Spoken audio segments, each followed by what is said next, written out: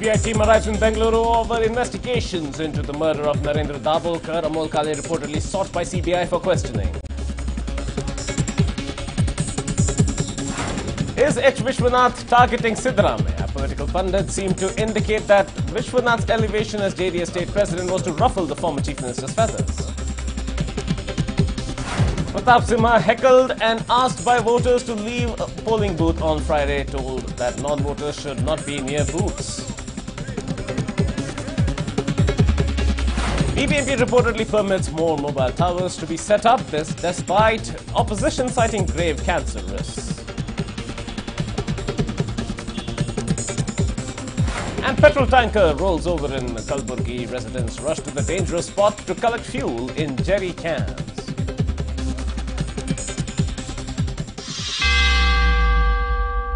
Hello and welcome to News 9. I'm Nikhil Vasuki. First up, a BJP worker is protesting against Ramya, but in a unique way, as he's protesting on social media. Shiv Kumar Aradhya from Mandya district, where he has started a campaign asking people not to vote for Ramya if she contests from Mandya for the post of Member of Parliament. He has said that Ramya has not voted in the local body elections, nor has she voted in the Vidhan Sabha polls, and she has no moral right to ask for votes or contest from Mandya. He's also spreading these messages on WhatsApp as well. Let's listen in. ನೀವು ಜನಪ್ರಿಯ ಮಾಜಿ ಸಂಸದರಾಗಿದ್ದೀರಿ, ಜನಪ್ರಿಯ ಚಿತ್ರನಟಿಯಾಗಿದ್ದೀರಿ. ನಿಮ್ಮ ಅಭಿಮಾನಿಗಳು ರಾಜ್ಯಾದ್ಯಂತ ಇದ್ದಾರೆ. ಅದು ವಿಶೇಷವಾಗಿ ನಮ್ಮ ಮಂಡ್ಯ ಜಿಲ್ಲೆಯನ್ನು ಪ್ರತಿನಿಧಿಸ್ತಾ ಇದ್ದೀರಿ. ನಮ್ಮ ಮಂಡ್ಯ ಜಿಲ್ಲೆಯಲ್ಲೂ ಕೂಡ ನಿಮಗೆ ಸಾವಿರಾರು ಅಭಿಮಾನಿಗಳಿದ್ದಾರೆ. ಮತದಾನ ನಮ್ಮ ಹಕ್ಕು ಅಂತ ನೀವು ಬಂದು ಮತ ಚಲಾಯಿಸಿದರೆ ನಿಮ್ಮ ಅಭಿಮಾನಿಗಳಿಗೆ, ನಾಗರಿಕರಿಗೆ ಯಥೇಚ್ಛವಾಗಿ ಉತ್ಸಾಹ ಬರ್ತಿತ್ತು. ನೋಡಿ, ಚುನಾವಣಾ ಅಧಿಕಾರಿಗಳು ಕೂಡ ನಮ್ಮ ಮತದಾನ ನಮ್ಮ ಹಕ್ಕು ಅಂತ ಆಯಾ ಅಂಗನವಾಡಿಯ ಟೀಚರ್ಗಳ ಮೂಲಕ ಮತದಾನ ಮಾಡಿ ಅಂತ ಸಂದೇಶ ಕಳಿಸಿದ್ದಾರೆ. ನೀವು ಜನಪ್ರಿಯ ನಟಿಯಾಗಿದ್ದೀರಿ ಮತ್ತು ಒಬ್ಬ ರಾಷ್ಟ್ರೀಯ ಪಕ್ಷದ ಮಾಧ್ಯಮ ವಕ್ತಾರಿಯಾಗಿದ್ದೀರಿ. ನಾನು ನಿಮ್ಮಲ್ಲಿ ಒಂದು ಮನವಿ ಮಾಡ್ತೀನಿ, ನೀವು ಮತ ಹಾಕ್ತೆ ಹೋದ್ಮೇಲೆ ಮುಂದಿನ ಲೋಕಸಭೆಗೆ ನೀವು ಅಭ್ಯರ್ಥಿ ಆಗಬೇಡಿ. ಯಾರು ಮತ ಚಲಾಯಿಸಲಿಲ್ಲ ಅವ್ರಿಗೆ ಯಾರು ಮತ ಹಾಕ್ಬೇಡಿ ಅಂತ ನಾವು ಉಗ್ರವಾದ ಚಳವಳಿನ ಹಮ್ಮಿಕೊಳ್ತೀನಿ ನಾನು. ಯಾಕೆಂದರೆ ನಿಮ್ಮನ್ನು ನೋಡಿ ಸಾವಿರಾರು ಜನ ನಿಮ್ಮ ಅಭಿಮಾನಿಗಳು ಮತದಾನ ನಮ್ಮ ಹಕ್ಕು ಅಂತ ಮುಂದೆ ಬರ್ತಿದ್ರು. ನೀವೇ ಮತ ಹಾಕಲಿಲ್ಲ ಅಂದಮೇಲೆ ನೀವು ಮುಂದಿನ ಲೋಕಸಭೆಯಲ್ಲಿ ನೀವು ನಿಲ್ಲಬೇಡಿ. ರಾಜಕೀಯ ನಿವೃತ್ತಿ ಹೊಂದಿ. ನಿಮಗೆ ಯಾವುದೇ ಕಾರಣಕ್ಕೂ ರಾಜಕೀಯ ಪ್ರವೇಶಿಸೋಕ್ಕೆ ಯಾವುದೇ ಕಾರಣಕ್ಕೂ ನೈತಿಕ ಹಕ್ಕಿಲ್ಲ ಅಂತ ಈ ಮೂಲಕ ನಿಮಗೆ ಆಗ್ರಹಿಸ್ತಾ ಇದ್ದೀನಿ. ರಮ್ಯಾ ಮೇಡಮ್ ಅವರೇ, ಮಾಜಿ ಸಂಸದರಾಗಿದ್ದೀರಿ.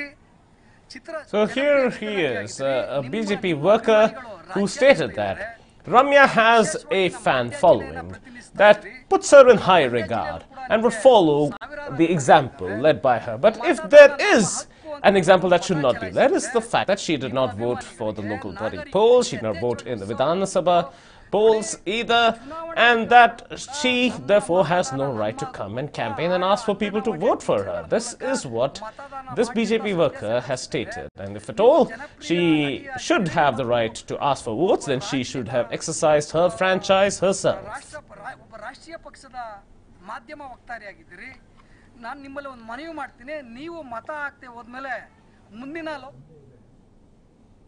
Big news coming in. Lobbying intensifies for ministerial berths in Congress camp. That's the latest coming in on the political front.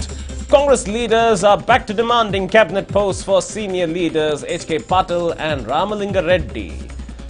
Bengaluru Congress MLAs are throwing their weight behind Ramalinga Reddy for a cabinet berth, with KPCC Working President Ishwar Khandre's camp demanding berth for H.K. Patil.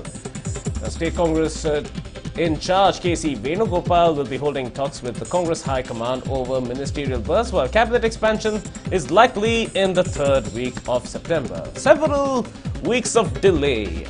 This has been criticized by the opposition, but it does appear that the back and forth is continuing as to who should be holding what berth and when the cabinet expansion could happen. So multiple issues being discussed here, but H.K. Patil and Ramalinga Reddy's names featuring high upon aspirants of others within the Congress camp, and there seem to be several camps within the Congress itself that are pushing for their favorite candidate to be assigned a ministerial berth. H.K. Patil on one side, Ramalinga Reddy too, given that there are 6 spots available for the Congress in the cabinet, 1 for the JDS.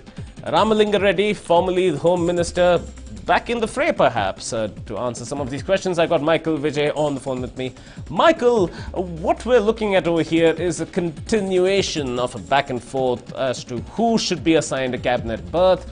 It appears that the High Command will be involved again, but inordinate delays are also being criticized here. So is there a direction to this perceived mess right now, Michael? Well, it will be discussed in the KPCC meeting today, Nikhil, but remember, you can't afford to sideline H.K. Patil because he was very strongly in favor of the North Karnataka region being represented, and after there was a lot of flack which H.D. Kumaraswamy received following the budget where they said North Karnataka had been ignored, H.K. Patil's voice grew louder, and there was soon after the budget was announced, there was a lot of tremors in the coalition government because there were a lot of meetings, there were a lot of discussions at H.K. Patil's residence. He seemed to be almost drawing a lot of people, almost planning a coup and almost trying to get, planning not a coup, probably a rebellion, where there were a lot of discussions with other ministers and other MLAs in the Congress.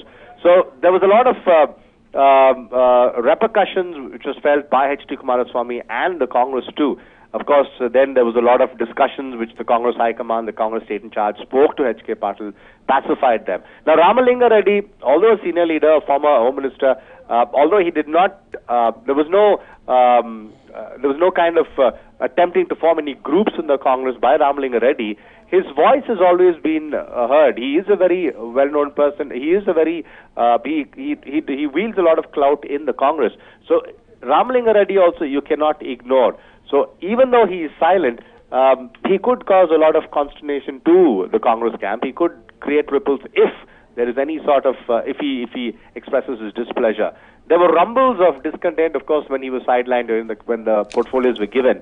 But the Congress has to keep him happy. So probably these two people, their berths are probably will be discussed, and there's a lot of support for H.K. Patil from Ishwar Kanri. A lot of his supporters want him simply because they feel that the North Karnataka region has not been represented enough.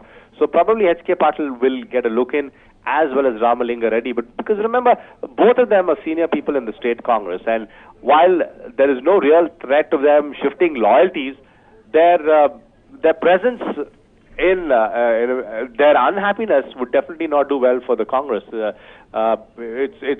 You need to keep both these leaders with you. You need their support because they wield a lot of clout. They have a huge support base. So keeping out both these leaders from ministers' berths or keeping them unhappy is not good for the Congress. And H.K. Patil, it was clear that he was very discontent with what happened when the portfolios were distributed. He was very unhappy. Although there was although other senior Congress leaders had said there's no real threat of anybody quitting the Congress because we are Congress loyalists. We have been Congress loyalists for a long time. We don't know how the tide may sway because given that the Lok Sabha polls are coming up and there seems to be a lot of talk with Siddaramaiah coming out with all sorts of comments and all sorts of statements. So there could be, it could disrupt the smooth functioning of the coalition. Of course, the coalition is putting up a united front at the moment, despite all the rumblings. But then the rumblings, if the discontent, if the rebellion gets a little too much to handle, it could be disastrous for the coalition. So keeping that in mind, the KPCC meeting today is very important so that both H.K. Patil and Ramalinga Reddy get a look in, Nikhil. Michael, I do request that you stay on the line with me because we do have an exclusive reaction from K.C. Venugopal on this. Let's listen in. No, the coordination committee has already decided to have an expansion plan on 3rd week of September, along with the board chairmanship, some important board chairmanship. Sir, and one more thing, this time there are a lot of seniors, they want to come inside the cabinet, so whether it's a Ramalinga Reddy, Roshan Beg or MP Patil, H.K. Patil, have you spoken to them? What about the seniors, sir? Will you give chance to them? No, that has to be taken to this by the Congress High Command will take a decision. Okay, what is in Congress party, a lot of seniors, experienced people are there. At the time of expansion, we will take that type of decision. Okay, have you assured them, sir? Have you assured them any? I don't want to comment on diamond expansion now. It will take a call at that time only. Now I'm not going to discuss anything on that. And there are a lot of rumors regarding exchange of portfolios. Is there anything like that, especially How Bangalore? can I comment on rumors? That's only rumors. Okay, what about the Bangalore? Many Bangalore MLAs are not happy with the Bangalore ministry. I told you regarding this cabinet expansion. Only one thing I can tell you: it will taken already. Siddaramaiah clarified that it will be happen in third week of September only. Today we have a very cordial meeting, very fruitful meeting, and media is trying to sabotage this government. Actually, a section of media, they are distorting the news. But inside the meeting, there is nothing is there. Very, very cordial meeting. No issue. Okay. Sir, one last question, sir. What about the coordination committee expansion? Two-party. Whenever it is taking place, definitely you will be informed. No. The coordination committee has already decided to have an expansion plan on third week of September, along with the board chairmanship. Some important board chairmanship. In Congress party, a lot of seniors, experienced people are there. At the time of expansion, we will take that type of... So that was what KC Venugopal said. Michael, coming back to you. Here we had KC Venugopal further clarifying that third week of September, yes, all this will be done and dusted. We're talking about cabinet expansion. We're talking about boards and corporations getting their chairmanships as well. But also brushing under the carpet the prospect of more seniors coming in to the cabinet and their counsel being taken as well. Is there a lot more than what is seemingly being swept under the rug over here in that there seems to be a direction where they want to foster a newer generation of leaders within Karnataka? Is that a possibility being discussed here? Yes, it is a possibility, but you cannot count out experience. That is what probably this whole issue with the senior leaders is about, Nikhil, because they seemed a little miffed that they have been sidelined. They can contribute, they have a wealth of experience. Now for junior, while younger people are welcome, they have the energy, they have the zest, they have the vigor, how much of vision they have, that really is a bit of question. They may be very enthusiastic, but how much of vision, how much of clout they wield with the voters, that needs to be taken into consideration. You need to have a fine balance of both seniors and youngsters in any group. It's not only politics. It's not restricted to the sphere of politics. It applies to all sort of groups across many spheres, many aspects. So that is what the Congress needs to do. You need to have, while blooding youngsters is good for the party, you're looking towards the future, you also need to have senior people to guide and counsel them. Now, if you don't have enough of senior people, that could be a problem. But having said that, probably, now the Congress has a problem with how many senior people you're going to have inside your party and how much you're not going to have inside your party. But there has, of course, been plenty of talk about when Dinesh Gundu Rao was made the KPCC chief. There was a lot of talk that he's too young. There was a lot of talk that the seniors were being sidelined. In fact, just about a few days back, there were rumblings within the Congress. Although it seemed like Dinesh Gundu Rao managed to pacify both the seniors and the Congress, the youngsters, it looks like the senior leaders have not really given up. They've not really allowed Dinesh Gundu Rao so much of leeway. They constantly at him. They feel that they need to be considered. Their opinions need to be considered. Now, that's a tough act for Dinesh Gundu Rao to follow. So, if the voices of the senior leaders get louder, then Dinesh Gundu Rao handling the whole issue could be a bit of a problem. But of course, you need Rahul Gandhi as well as Dinesh Gundu Rao. They have been emphasizing that you need young leaders because they are the future. But you also need senior leaders as part of your squad because you need them to provide guidance, you need them to provide experience. So it's good to have them on board. Now that is what KC Venugopal will be trying to do. He will be trying to balance this equation. Whether he is successful in it, that really is a question. We need to see what happens after the meeting. But a tough call for both KC Venugopal and Dinesh Gundu Rao, Nikhil. Thank you, Michael, for giving us this insight. So certainly a lot of work ahead for the Congress in terms of perhaps pacifying camps. Whenever it is taking place, definitely you will be... More big news coming in related to the Congress. A series of meetings in the KPCC office over preparations for Lok Sabha polls seems to be underway. As the latest coming in, KC Venugopal, Dinesh Gundu Rao, Siddaramaiah and Ishwar Khandre will be attending the meetings. Top Congress leaders will first hold a meeting with Ballari Congress leaders. That seems to be on top of the agenda for now. So KC Venugopal, Dinesh Gundu Rao, Siddaramaiah and Ishwar Khandre will perhaps be the common features in each of these meetings. Full steam ahead for the Lok Sabha polls, likely at the KPCC office, and a series of meetings will take place. Firstly, with Ballari Congress leaders, so the tackling will be at district level before it takes a top-down approach and goes right down to the grassroots levels, and to bring in every possible member of the Congress on board with the Congress High Command's plans for a very comprehensive campaign. This is today's visual of a meeting that we already see Siddaramaiah in presence. DK Shivkumar is also there, KC Venugopal is there, Dinesh Gundu Rao is spearheading the meeting here and speaking about this. Arun Sundaram joins me on the phone with more on this. Arun, it looks like Congress has already shown indications of going full steam ahead for the Lok Sabha polls, perhaps even looking at a top-down approach, starting with the Ballari Congress leaders. Are they going district by district over here and then dissecting it further?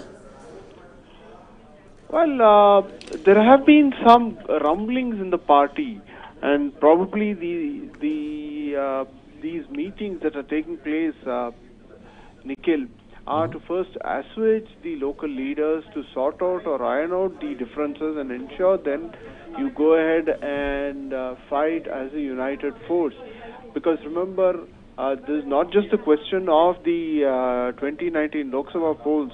You also have to decide on the next course of action, whether it's going to be a united kind of a approach, or will it be each for himself. That is what happens to the coalition partners, whether they go their own distinct ways or they decide to have some kind of an electoral poll arrangement in place.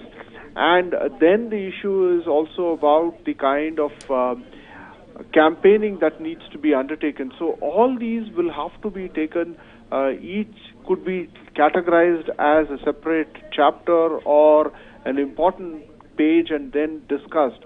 These meetings will only intensify in the run-up to the Lok Sabha polls 2019, to say the least, Nikhil.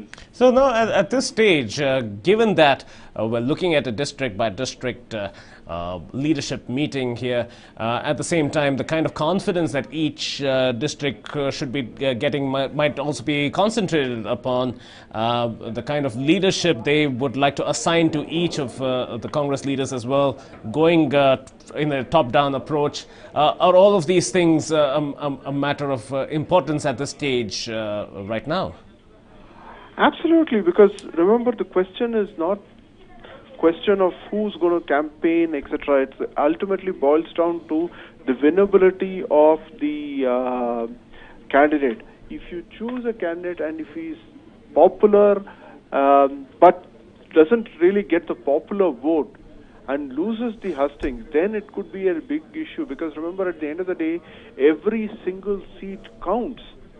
You're taking up a formidable opponent who has an overwhelming majority in the lower house of the parliament at this point of time, and for which you have very little room for error.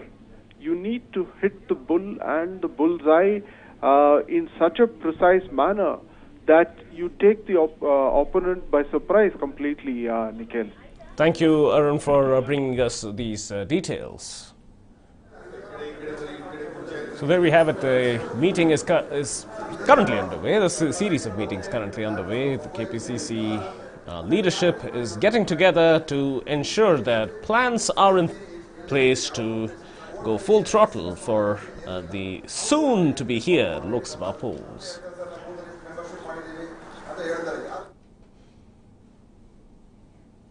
So while the KPCC is dealing with the prospects of the 2019 Lok Sabha polls, there is another point that seems to be a matter of concern as far as the coalition government is concerned. And that is whether JDS State President H. Vishwanath is behind Siddaramaia's perceived attack on the coalition government. Now, H. Vishwanath, the JDS State President, has reportedly been continuously targeting Siddaramaiah in rhetoric. And this has reportedly angered Siddaramaiah, who in turn is trying to rattle H.D. Kumaraswamy. At least this is what sources seem to indicate. Now, Vishwanath has continued his tirade despite the JDS forging an alliance with the Congress to form a government. Now, sources have indicated that H. Vishwanath was made JDS state president in order to target Siddaramaiah, while political pundits feel that this may very well be the stepping stone for doom for the coalition government. Of course, the coalition government and the leadership has constantly maintained that the coalition is safe, that there is no such thing, that there is absolutely no reason to not believe that this coalition government will make 5 years in completion. Certainly, that seems to be where the confidence is at, but the perception of infighting within the coalition has lingered on for quite some time now.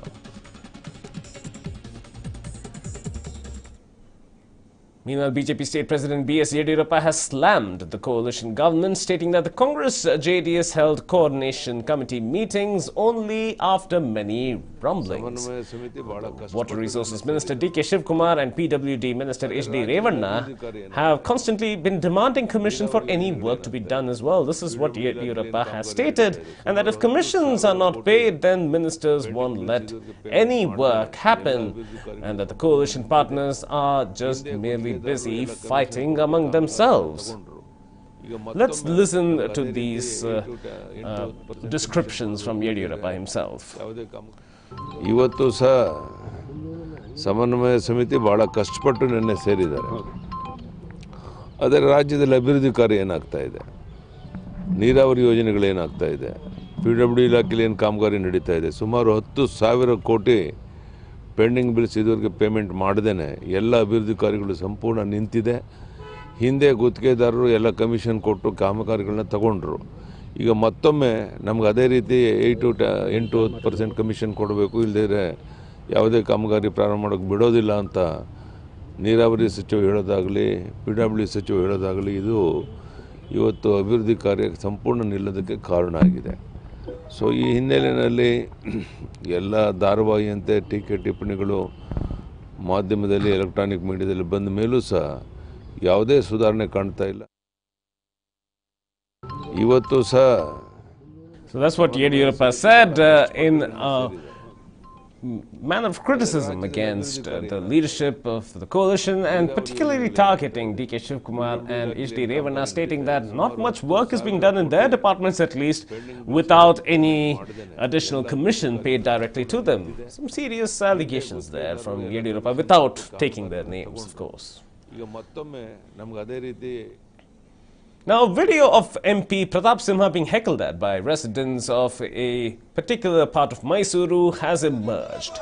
This incident took place yesterday at Ward number 31 in Kenpura during the local body polling that was taking place. Let's just take a look.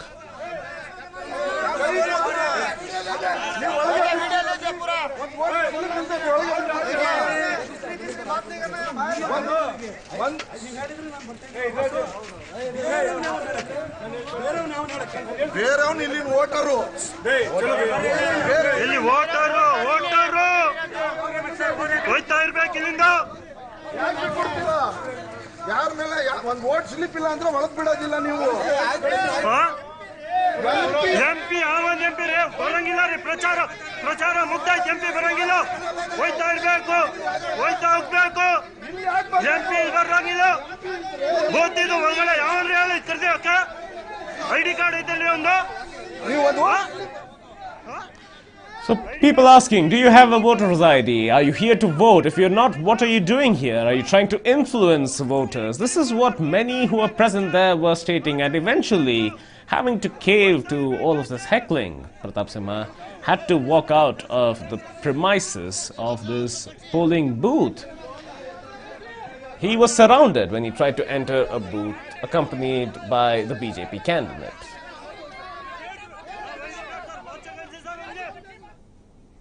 A team from the CBI has arrived in Bengaluru in connection with the murder of rationalist Narendra Dabolkar. CBI sleuths are interrogating the accused in the Gauri Lankesh murder case in connection with the Dabolkar case as well. This is what sources are indicating. The sleuths are also likely to question Amol Kale, Amit Degwekar and Rajesh Bangera. In this regard, the CBI has taken permission from the Pune court to question the accused in this particular case as well. 3 accused are suspected to be involved in the murder of Narendra Dabolkar and with connection to the Gauri Lankesh case as well. So there seems to be a wide network of connections between the murder of Gauri Lankesh and that of other rationalists who were murdered under similar circumstances, namely M.M. Kalburgi, Govind Pansare and Narendra Dabolkar.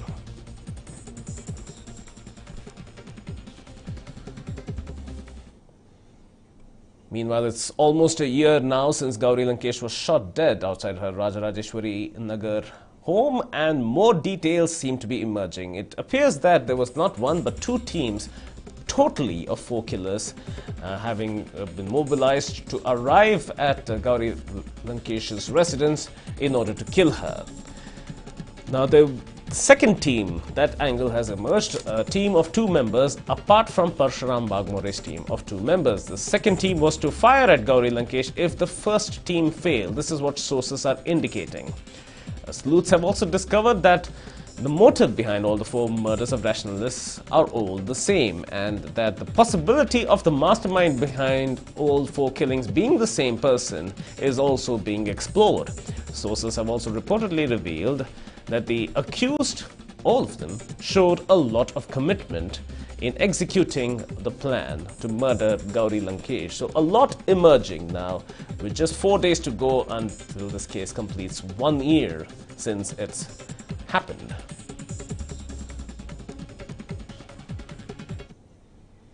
Meanwhile, the CID is mulling over taking accused persons in the Gauri Lankesh murder case into their own custody and is reportedly gathering documents to get the custody of these accused. CID sleuths are studying the report provided by the special investigation team that is under this probe as well, that is looking at this whole case. The CID is also mulling over taking Amol Kale in particular into their custody. Amol Kale is said to be the mastermind in the Gauri Lankesh murder case, and the CID is likely to file a petition in court seeking custody of the accused.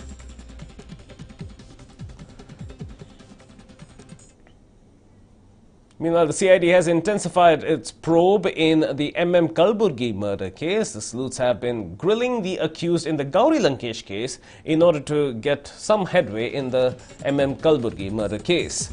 Investigators initially are said to have been disappointed at the fact that the accused were not cooperating in that particular interrogation. The accused are being grilled at the Parapana Agrahara for the last 10 days.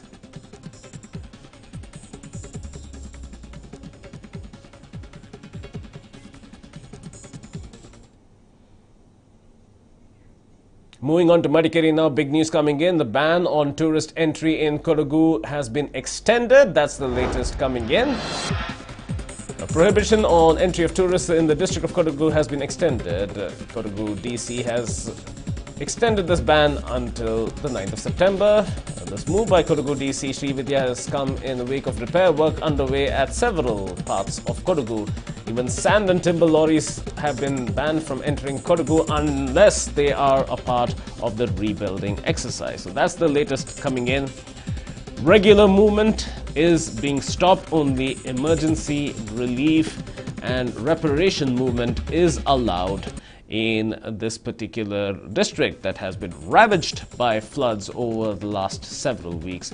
The ban has been extended by the Deputy Commissioner for Kodagu, Sri Vidya, until the 9th of September. Prajwal Prasad joins me on the phone for more on this. Prajwal, it seemed to have been a likely situation in any case. There needed to be a lot of work to be done, and any movement right now would cause a lot of hazards in any case. So September 9th, what is the plan to be achieved in the next 8 days? First of all, the DC has, initially she's told that there has been a lot of road movement in and around, and it is definitely causing a lot of problems here. The major problem being is that the frequent transportation that is happening on these roads, because most of the roads asphalt has gone off completely now, and if there is a movement within the region or in the area, it might cause a lot of disturbances in this particular area. So as it might cause the disturbances, then there might be chances that there will be landslides. So it is not for the region that the DC is doing this, but more for the safety and protection of these tourists, because if they venture out, there is still landslides that is being reported, and the government has still not been able to reach out to the remote areas now. As the remote areas are still not being touched by the government, that is causing a lot of problems, and it is still raining, and the visit of tourists to the affected areas would just put their safety at stake over here, and this will definitely cause a lot of problems. And now all hotels, homestays and resorts have been advised against making bookings for visitors till the 9th of September, and failure to comply with the directives will be viewed seriously, and even all their licenses will be cancelled here, Nikhil. That is the sort of action that the district authorities are mulling to take place. And in early August too, what happened was initially August 20th was the deadline that was set up. Then the deadline was again extended to August 25th, then August 31st, then September 2nd, and now finally it has been extended to September 9th. And now what they are trying to do is the homestays that has been completely destroyed are now being made sure that there is some sort of damage control mode, and as equipments are coming from far across from Karnataka to repair these homestays, that is also causing a lot of weight on these roads that have already been damaged now. And as there are no proper asphalted roads which are there for commuting for the vehicles now, this is also turning out to be one of the major problems, as the government is not able to move out heavy equipment in and out near these homestays, because if you go by the number of homestays in this particular region over here, there are over 113 registered homestays and over 400 illegal homestays over here. So the government right now is not worried whether they are legal or illegal. One of the major problems here is the fact that there has been no proper organization of this entire structure, or the system itself is not organized. So within the next 8 days, they might be able to achieve minimum, but it is more for the safety of the tourists out here, and therefore the extension has been given till September 9th, but I think it might be extended till the end of September too, because the crisis and the disaster management teams are still working in these regions, and they have advised that it is definitely not advisable for the tourists to venture out into the region, and acting on their orders, the DC had held a meeting, and finally they have decided that tourists will be banned or they will be restricted till the 9th of September, Nikhil. Now here's a question, Prajwal. The west coast moving towards Kodagu, that approach seems to be in a limbo as well. Is there a direction expected in that? Nikhil, coming to the Western Ghats, it is definitely sensitive over here. The Western Ghats, the way it moves towards the entire point and the region as to how you go on and classify this, because the major problem over here is the fact that they cannot travel over here, because we are not speaking only about tree fall or road cave-ins. We are still speaking about landslides as of now, and even as we are speaking, Kodagu is witnessing several landslides too. And therefore, to clear out the entire debris, it is quite a strenuous process out there. And as the process is taking a lot of time, for them, they still do not know as to how to go about it. But if we go across and see as to what the Town Planning Commission has told, they have said that the road should not be asphalted as of now. The road should definitely not be asphalted, because if they are asphalted, again it might lead to the roads caving in, which might turn out to be a huge mess for the people out here. And therefore their orders as of now is to establish transportation to remote areas, and also make sure that aid is flowing into these people. And if there are any sort of people, they will have to minimize the damage. They will have to make sure that the people are rescued, and the district authorities are also quite sure that all the people have been rescued as of now. But what are the essentials as of now? How will Kodagu regain? How is it on the path of recovery? What is the next future course of action for the district authorities, or what is the next plan of action? Because there is relief items, the relief camps are going on, but what next for the people of Kodagu? That is the big question here, Nikhil. Thank you, Prajwal, for joining us with those details. Now, thousands have poured in at the Chief Minister's official residence, Krishna, to attend Janata Darshan. People have come from across the state to attend this particular event that was originally stated to be a weekly event. Janata Darshan is expected to begin fairly shortly.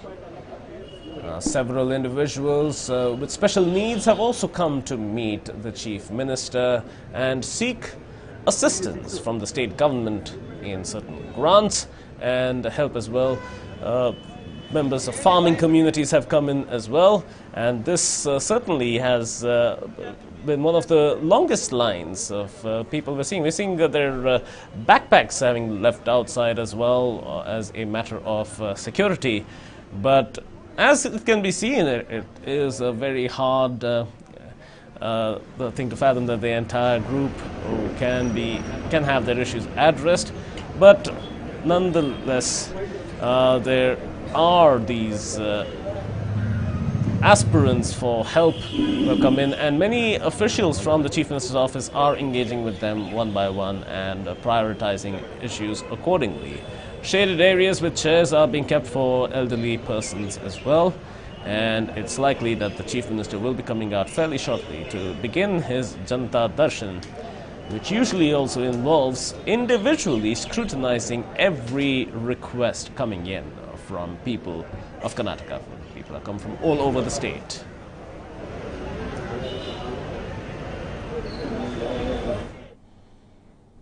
Now, one of the general secretaries of the BJP in the state, C.N. Ramu, has allegedly faced a life threat. At least that's what he claimed in an FIR filed with the police. Ramu has accused Bhaskar Prasad, a man with whom he claims no connection whatsoever, of threatening him on social media and using foul language against him. A case has been registered and an FIR filed in the cyber police station under the IT Act. Now, what seems to be the issue over here is that one of Ramu's books was questioned by Bhaskar Prasad, and Bhaskar Prasad states that all he did was question his intent of writing the book, and that there is absolutely no proof that he had followed Ramu on a motorcycle. So this is Ramu on the left of your screen, and we had a conversation with both individuals, and they've stated that there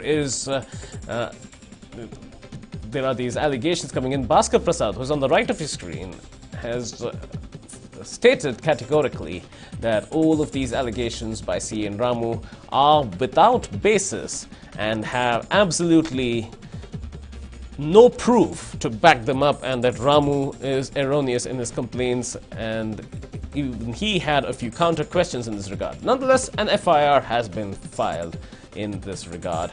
Threat on social media being some of the more primary ones.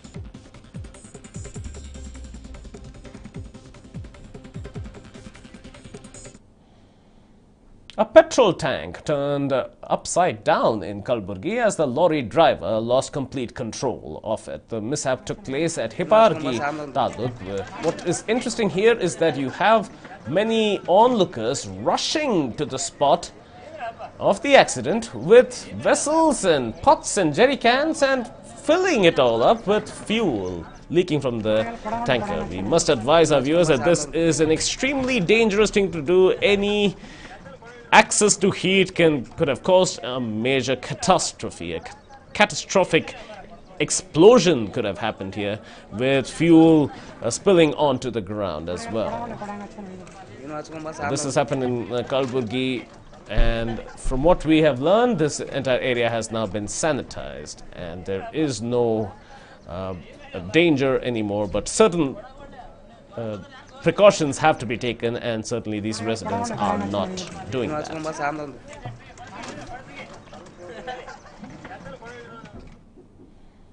Now, in a rare capture by shutterbugs, a tiger was seen being confronted by a python in Nagarhole forest.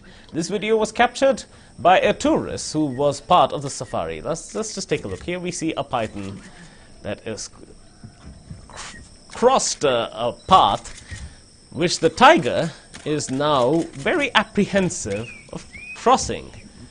Pythons can kill large animals by mere asphyxiation, by coiling themselves along even animals as big as tigers and lions. And here is a tiger, all 300 kilograms of it, very apprehensive at the sudden and very intimidatory movement by the python that is slowly slithering its way towards the tiger. The tiger recedes, but the python goes towards the tiger, threatening to coil itself around the tiger.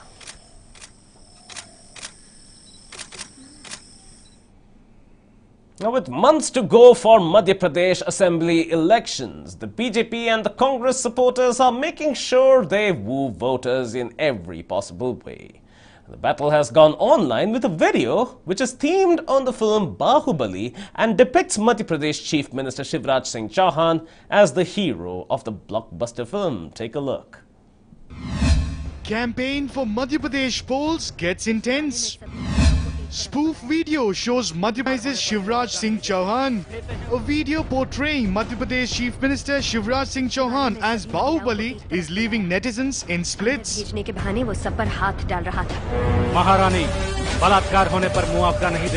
The hilarious spoof video shows Chauhan fighting the oppressive Congress regime in the state, just like Telugu hero Prabhas, who played the role of Bahubali, the prince of the kingdom of Mahishmati. Chief Minister swings swords and charges on horse's back. Chauhan is seen performing stunts and mouthing popular dialogues from the film. Madhya Pradesh की असंख्य प्रजा और उनके धन